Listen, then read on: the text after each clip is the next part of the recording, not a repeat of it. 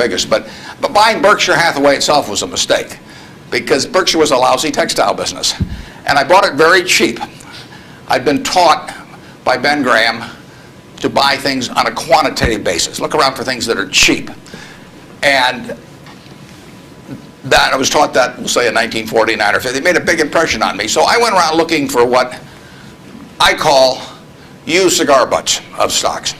And the cigar butt approach to buying stocks is that you walk down the street and you're looking around for cigar butts, and you find this on the street, this terrible looking, soggy, ugly looking cigar, one puff left in it. But you pick it up and you get your one puff. It's disgusting, you throw it away, but it's free. I mean, it's cheap. And then you look around for another soggy, one puff cigarette. Well, that's what I did for years. It's a mistake.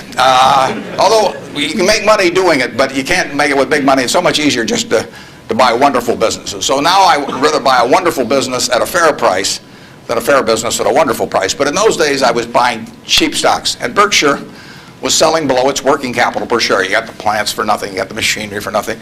You got the inventory and receivables at a discount. It was cheap. So I bought it. And 20 years later, I was still running a lousy business. And that money did not compound. You really want to be in a wonderful business, because the time is the friend of the wonderful business. You keep compounding, it keeps doing more business, and you keep making more money. Time is the enemy of the lousy business. I could have sold Berkshire, or perhaps liquidated it, and made a quick little profit, one puff. But staying with those kind of businesses is a big mistake. So you might say I learned something out of that mistake, and I would have been way better off taking what I did with Berkshire is I kept buying better businesses. I started the insurance business, See's Candy, the Buffalo, all kinds of things. I would have been way better doing that with a brand new little entity that I'd set up, rather than using Berkshire as the platform. Now I've had a lot of fun out of it. I mean, everything in life seems to turn out for the better, so I don't have any complaints about that, but it was a dumb thing to do.